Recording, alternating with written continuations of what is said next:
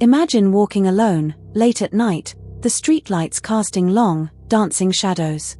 Suddenly, a figure emerges from the gloom, her face partially obscured by a surgical mask, a common sight in Japan.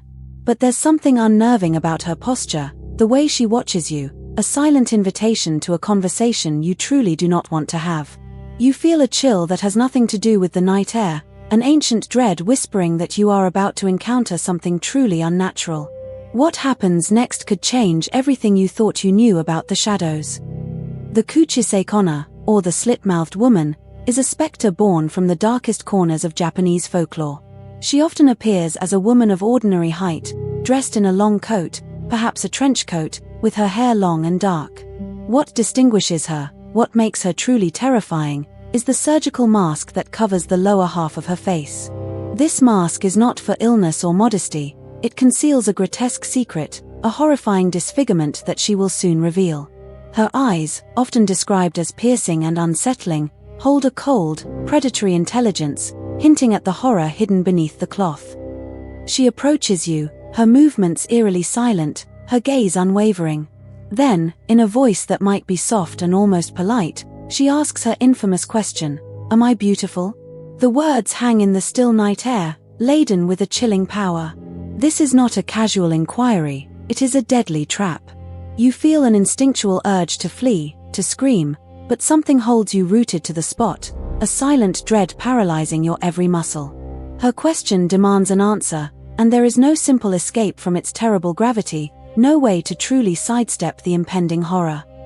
If you answer no, she will react with swift and brutal fury. She might produce a sharp weapon, a large pair of scissors, a knife, or even a razor, and attack you immediately, often severing your head or inflicting fatal wounds. Some versions of the legend say she will simply mutilate your face to match her own, leaving you scarred and disfigured, a living testament to her wrath.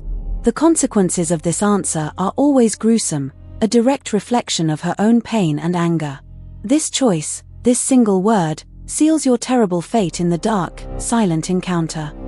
If, out of fear or an attempt to appease her, you answer yes, she will then pull down her mask, revealing the horrifying truth. Her mouth is slit from ear to ear, a ghastly, permanent grin. Blood, either fresh or dried, stains her cheeks. Then she asks again, her voice now a guttural hiss. "How about now?" This is the true test, and a far more terrifying one. If you scream or show revulsion, she will attack you. If you still say yes, she might then cut your mouth to mirror hers, condemning you to share her monstrous visage forever. There is no easy path. Legend offers a few desperate ways to escape the Kuchisake-onna. One method is to answer you are average or SOSO, which might confuse her, buying you precious time to flee. Another suggests throwing candy or money at her, as she might stoop to pick it up, momentarily distracted. Some tales say she can be outsmarted by asking her, "Am I beautiful?" which will briefly stun her, forcing her to consider the question herself.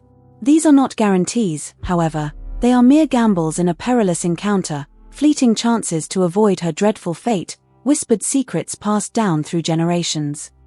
The precise origins of the Kuchisake-onna legend are shrouded in the mists of time, like many ancient folktales. However, many scholars and folklorists trace its roots back to the Edo period of Japan, which spanned from the 17th to the 19th centuries. During this era, tales of spirits and vengeful ghosts were incredibly common, reflecting the anxieties and superstitions of the time. These stories often served as moral lessons or warnings, embedding themselves deeply into the cultural consciousness. The Kuchisake-onna, in her earliest forms, likely began as one such cautionary tale, a specter of fear. In these earlier versions, the Kuchisake-onna was often depicted as the tormented spirit of a woman whose beautiful face was cruelly mutilated by her jealous husband, a samurai. He suspected her of infidelity and, in a fit of rage, slashed her mouth from ear to ear, demanding to know if anyone would still consider her beautiful.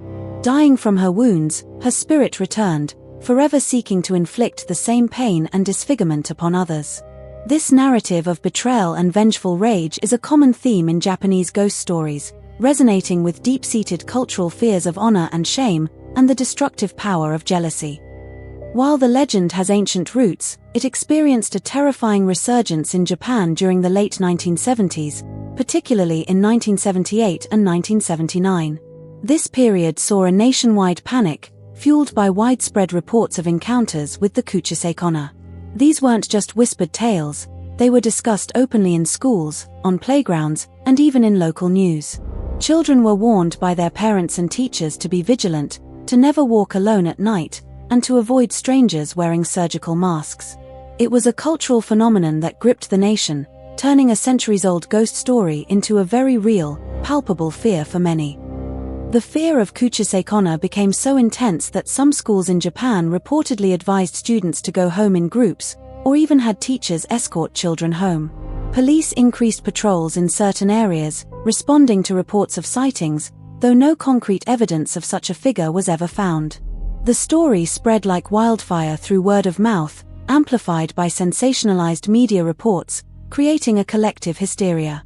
It's a powerful example of how folklore can cross the boundary from mere story to a perceived threat, profoundly impacting daily life and public behavior, even without a tangible physical manifestation.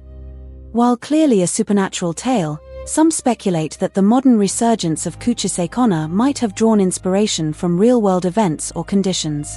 Japan has a history of specific facial surgeries, and the prevalence of surgical masks in public due to hay fever or common colds might have subconsciously fed into the imagery. It's also possible that isolated incidents of muggings or attacks by individuals with covered faces could have been misinterpreted or sensationalized, slowly morphing into the familiar figure of the slit-mouthed woman, blurring the lines between fact and fear in the public imagination.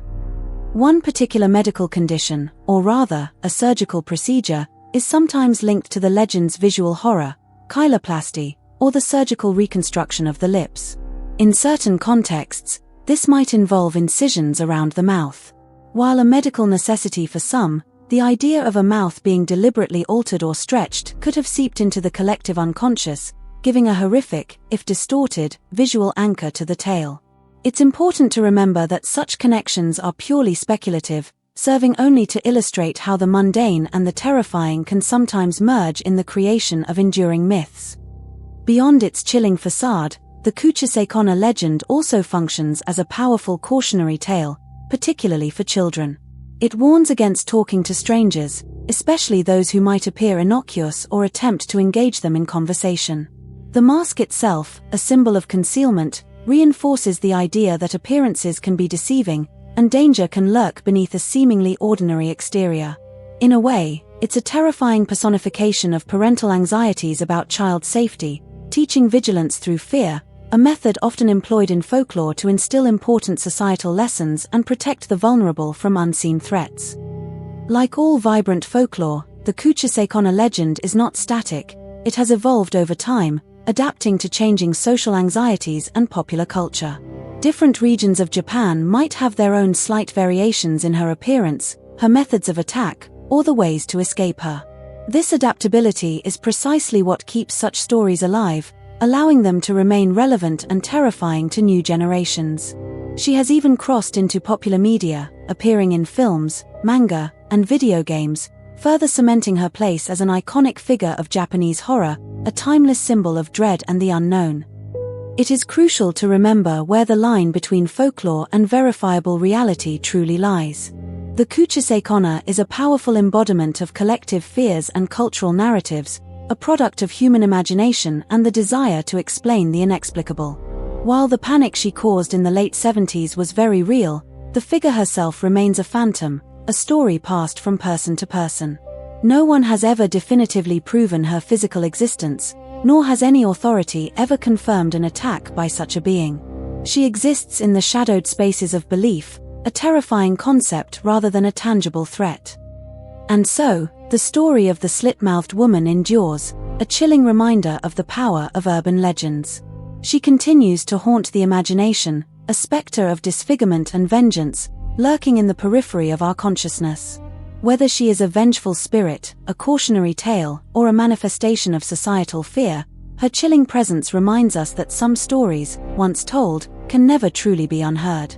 The shadows still hold secrets, and sometimes, those secrets wear a mask, asking a question you dare not answer, but cannot ignore.